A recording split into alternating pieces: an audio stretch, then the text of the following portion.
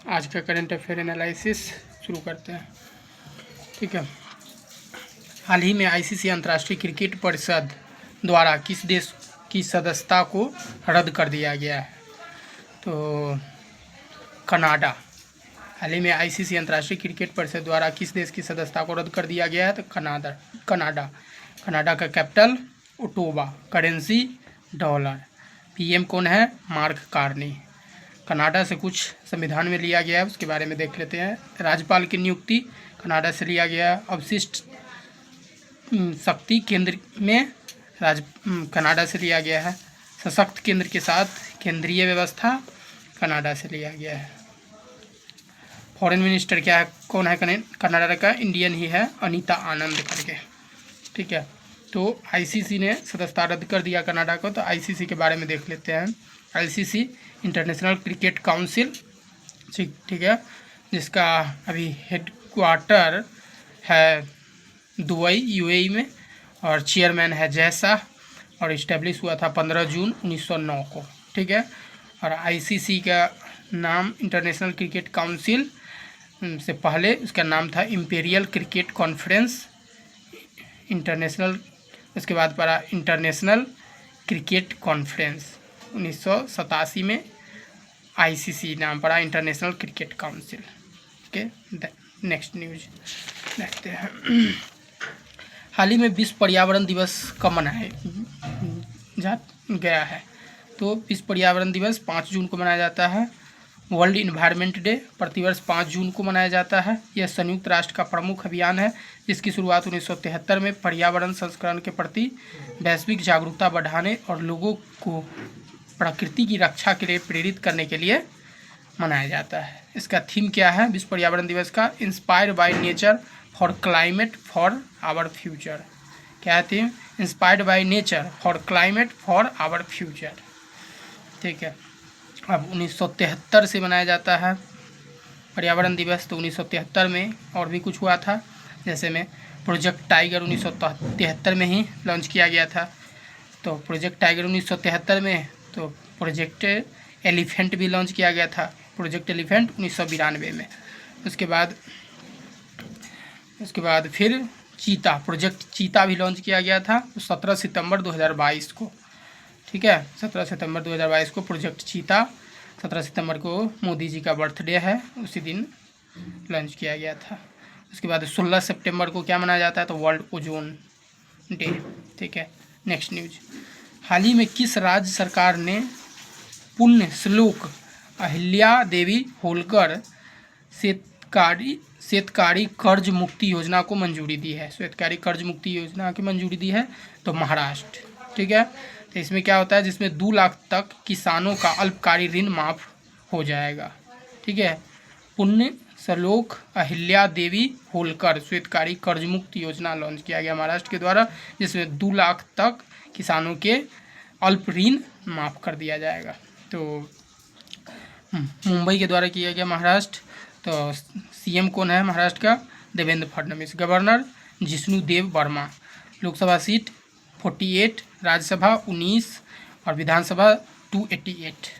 ठीक है, और कुछ महाराष्ट्र के बारे में, तो प्याज और अंगूर के उत्पादन में भारत में पहला स्थान, प्याज और अंगूर के उत्पादन में महाराष्ट्र। उसके बाद उजानी बांध है महाराष्ट्र में, गैकवाड़ी बांध है महाराष्ट्र में, कोयना बांध है, नवेगांव, नगजीरा, मिलघाट, तडोबा, अंधेरी, और इसके बाद बोट टाइगर रिजर्व, ये सब महाराष्ट्र में है। ठीक है, क्षेत्रफल की दृष्टि से महाराष्ट्र तीसरा नंबर पे है। फर्स्ट नंबर पे है राजस्थान, सेकंड पे है मध्य प्रदेश और थर्ड पे महाराष्ट्र। और जनसंख्या में दूसरा, फर्स्ट पे उत्तर प्रदेश और सेकंड में महाराष्ट्र और थर्ड में बिहार। उसके बाद नेक्स्ट न्यूज। हाल ही में India AI data lab launch करने वाली पहली निजी यूनिवर्सिटी कौन बना है? India AI data lab launch करने वाली पहली यूनिवर्सिटी बना है चंडीगढ़ यूनिवर्सिटी। ठीक है, तो देश का पहला झुग्गी मुक्त शहर बना था चंडीगढ़ ही। उसके बाद झुग्गी मुक्त बना था। उसके बाद सेकेंड पूर्ण साक्षर केंद्र शासित प्रदेश बना था। तो फर्स्ट पूर्ण साक्षर केंद्र शासित प्रदेश कौन बना था? तो लद्दाख बना था। ठीक है, नेक्स्ट न्यूज। हाल ही में पद्म पुरस्कार से सम्मानित डॉक्टर सुभाष कश्यप का निधन हो गया। वे कौन थे? सुभाष कश्यप पद्म पुरस्कार विजेता, जो एक राजनीतिज्ञ थे, ठीक है, लेखक गायक या पत्रकार नहीं थे, राजनीतिक थे। पद्म पुरस्कार से सम्मानित सुभाष कश्यप, हाल ही में निधन हो गया। इसके बाद नेक्स्ट न्यूज, हाल ही में वरिष्ठ IFS अधिकारी विपुल को किस देश में भारत का राजदूत नियुक्त किया गया है? तो सऊदी अरब में। IFS अधिकारी विपुल को सऊदी अरब का राजदूत नियुक्त किया गया है। कैपिटल सऊदी अरब, तो सऊदी अरब का capital Riyadh, currency Saudi riyal. उसके बाद किंग है वहाँ का Salman bin Abdulaziz Al Saud. PM कौन है? तो Mohammed bin Salman Al Saud, Saudi Arab का। तो नेक्स्ट न्यूज, हाल ही में ऑन्कोलॉजी नामक दुनिया का पहला न्यूक्लियर डस्टबिन कहाँ बनाया गया है? ऑन्कोलॉजी नामक दुनिया का पहला न्यूक्लियर डस्टबिन कहाँ बनाया गया है? तो फिनलैंड में, ठीक है, फिनलैंड। तो फिनलैंड जो वर्ल्ड हैप्पीनेस रिपोर्ट में फर्स्ट नंबर पे आता है कई सालों से। उसके बाद फिनलैंड का कैपिटल क्या है? हेलसिंकी, करेंसी यूरो, जिसे दक्षिण पश्चिम फिनलैंड के यूरजोकी क्षेत्र में बनाया गया, ठीक है। नेक्स्ट न्यूज, हाल ही में किसे पहली बार संयुक्त राष्ट्र सुरक्षा परिषद के लिए चुना गया है?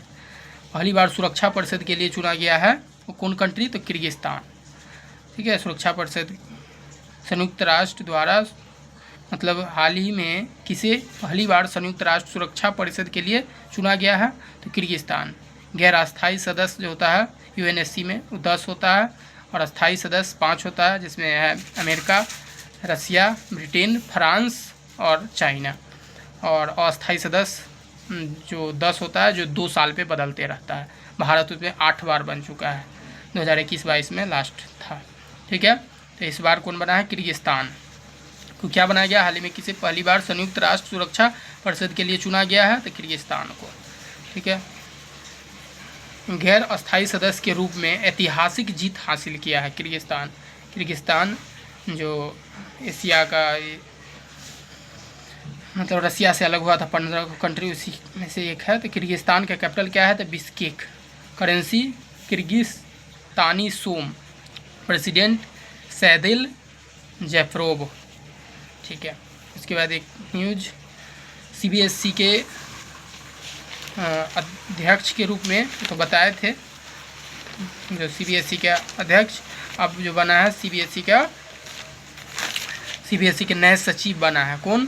तो वरुण भारद्वाज, ठीक है। CBSE के अध्यक्ष देख लीजिएगा आप लोग। हाल ही में कौन दुनिया का दूसरा सबसे बड़ा सौर ऊर्जा विकास बाजार बना है? नेक्स्ट न्यूज, हाल ही में कौन दुनिया का दूसरा सबसे बड़ा सौर ऊर्जा विकास बाजार बना है? तो भारत ने अमेरिका को पीछा छोड़ते हुए वार्षिक सौर ऊर्जा क्षमता वृद्धि में दुनिया का दूसरा सबसे बड़ा और ऊर्जा विकास बाजार बना है, ठीक है। तो एक साल में उत्पादन करने में भारत अमेरिका को भी पीछे छोड़ दिया। फर्स्ट पे चाइना है। किस राज्य में, नेक्स्ट न्यूज, किस राज्य में चुमूर गांव में पहला मॉडल सीमावर्ती गांव बनाया गया है? तो लद्दाख में। लद्दाख, तो उसका लद्दाख का कौन है? लेफ्टिनेंट गवर्नर कौन है? तो विनय सक्सेना, ठीक है। लद्दाख में अभी ही 7 डिस्ट्रिक्ट हो गया, पहले 2 था, जो 5 नया डिस्ट्रिक्ट बना है। इसका नाम क्या है? तो जास्कर, द्रास, साम, नुब्रा, छंथांग, टोटल 7 हो गया, ठीक है। अब कुछ द हिंदू न्यूज़पेपर का है, ठीक है, द हिंदू का है, देख लेते हैं उसको।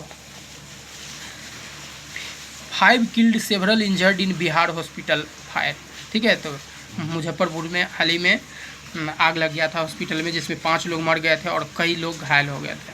सबसे सेफेस्ट प्लेस माना जाता है हॉस्पिटल को, और वहाँ पे भी ये स्थिति है। उसके बाद क्या हुआ? The fire broke out at the ICU of private hospital in Muzaffarpur in the early hour, ठीक है, सुबह के टाइम में लगा था। परसों क्रिटिकल इंजर्ड, जिसमें बहुत सारे लोग हो गए थे। उसके बाद बिहार गवर्नमेंट के द्वारा क्या किया गया? तो फॉर्म में 5 मेंबर पैनल बना दिया गया प्रूव इंसिडेंट, उस घटना को जांच करने के लिए, और अनाउंस कर दिया गया 4 lakh ex gratia to family, जो लोग सब डेथ किया उसके फैमिली के लिए 4-4 लाख रुपए की घोषणा मुख्यमंत्री के द्वारा किया गया, सम्राट चौधरी के द्वारा। Next news, centre invest body flag Nicobar port as a lacking in strategic goal. ठीक है, फिर निकोबार, अंडमान निकोबार को विकसित किया जा रहा है चाइना के थ्रेट के कारण।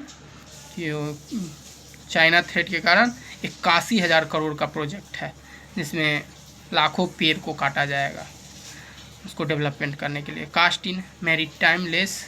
उसके बाद चलिए अंडमान निकोबार के बारे में देख लेते हैं। तो गलेथिया बे है अंडमान निकोबार में। 6 डिग्री चैनल जो है वो किसके किसके बीच है, तो ग्रेट निकोबार और सुमात्रा द्वीप के बीच। उसके बाद 10 डिग्री चैनल, 6 डिग्री चैनल हो गया ग्रेट निकोबार और सुमात्रा के बीच। 10 डिग्री चैनल है अंडमान और निकोबार आइलैंड के बीच। ठीक है, उसके बाद अंडमान निकोबार को ब्रिटिश कॉलोनी बना लिया गया था 1858 में। वहीं मतलब 1858 में नहीं, पहले से था ब्रिटिश कॉलोनी 1858। सेलुलर जेल वहाँ पे बनाया गया था 1858 में। ठीक है, और सुभाष चंद्र बोस के द्वारा 1943 में जापान की मदद से उसको स्वतंत्र कर दिया गया था। लेकिन फिर से जब सेकेंड वर्ल्ड वार हार जाता है जापान, तो फिर से अंग्रेज उसको कब्जा कर लेता है।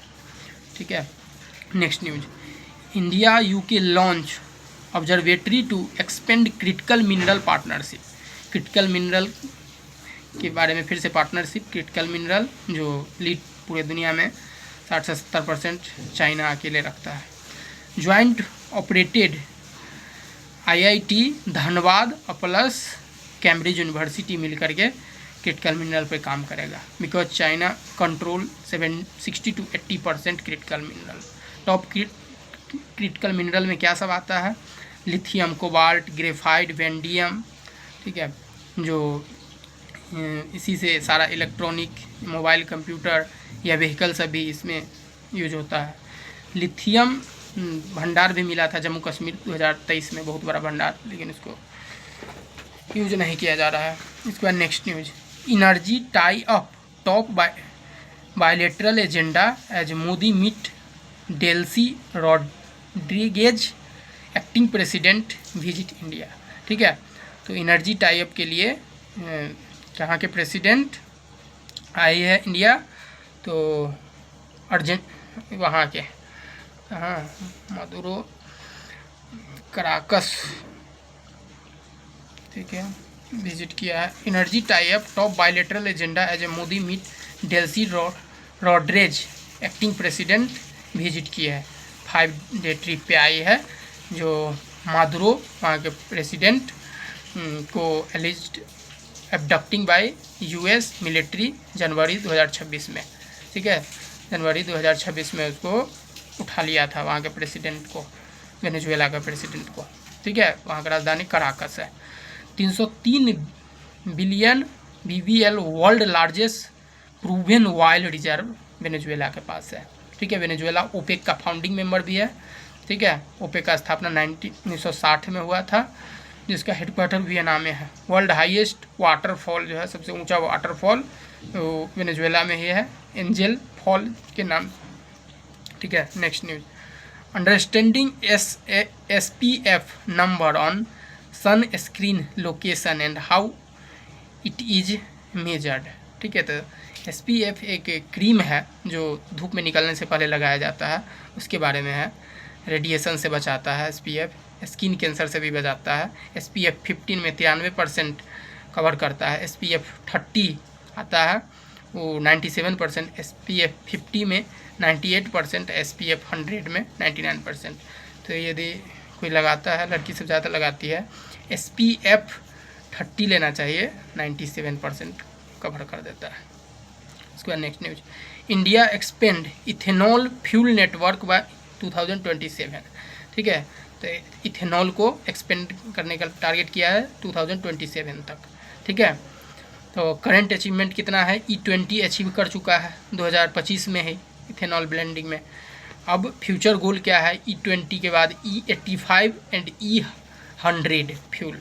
ठीक है, पूरा 100% 85% इथेनॉल पे चलाने का सोच रहा है। Next news, United state become the India largest LPG supplier in 2026।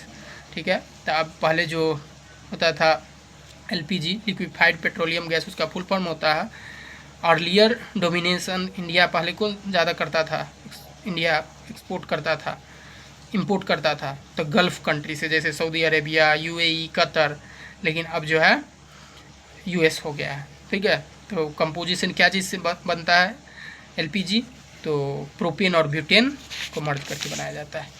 Next, check point बंदी के कारण। ठीक है, चलिए कुछ देख लेते हैं। एलपीजी जो कमी हुआ है अमेरिका से लिया गया है, क्यों? क्योंकि स्ट्रेट ऑफ हॉर्मुज को बंद कर दिया गया है युद्ध के कारण, यूएस और ईरान और इजराइल युद्ध के कारण। तो स्ट्रेट ऑफ हॉर्मुज किसके बीच है? तो पर्शियन गल्फ और गल्फ ऑफ ओमान के बीच है स्ट्रेट ऑफ हॉर्मुज, जो बीपीएससी में भी पूछा गया था, यूपीएससी में भी पूछा गया था, यूपीएससी में, बीपीएससी में नहीं, करंट अफेयर से। Straight of Hormuz Persian gulf और गल्फ ऑफ ओमान के बीच है। उसके बाद स्विज कैनाल, स्विज कैनाल किसके किसके बीच आता है? तो मेडिटेरियन सी और रेड सी के बीच आता है स्विज कैनाल, मेडिटेरियन सी और रेड सी के बीच में स्विज कैनाल।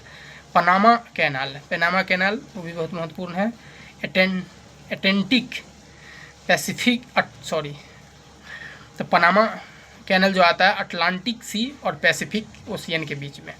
ठीक है, इसके बाद नेक्स्ट न्यूज़ देख लेते हैं, जीडीपी से रिलेटेड है।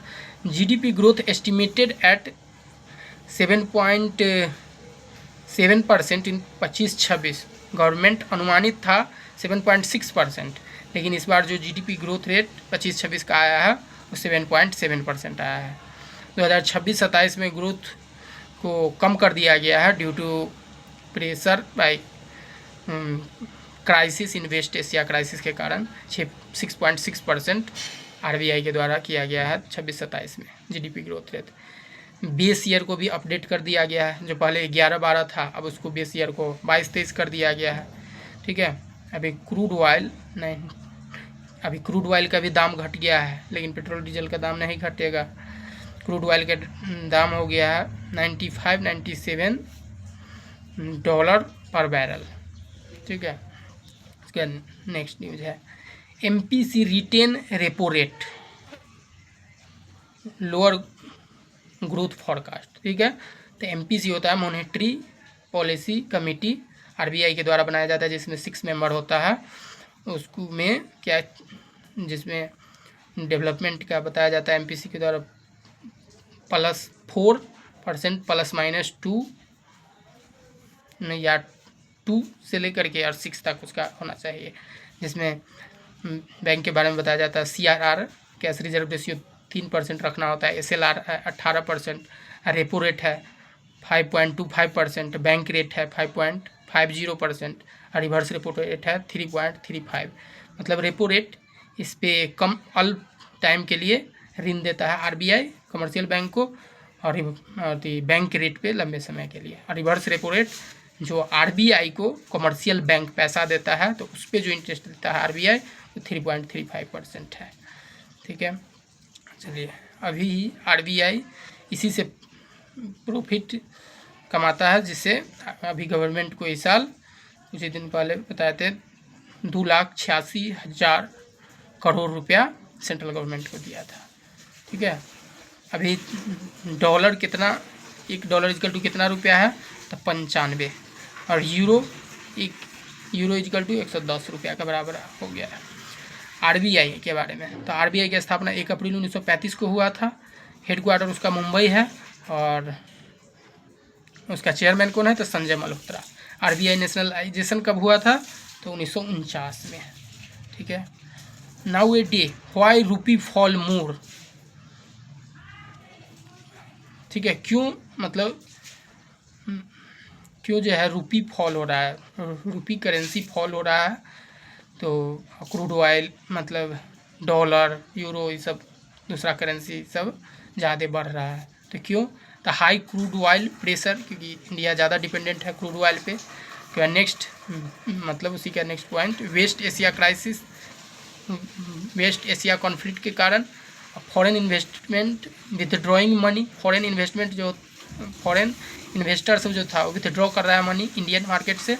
और उसके बाद है राइजिंग करेंट अकाउंट डिफिसिट, और इंडिया जो है ज़्यादा पैसा का सामान खरीदता है बेचने के बदला, तो फिजिकल डिफिसिट हो जाता है उसके कारण।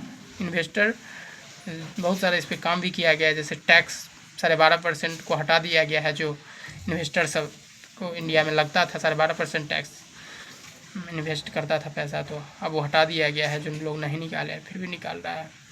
तो दैट्स ऑल, हो गया ख़त्म। Thank you very much.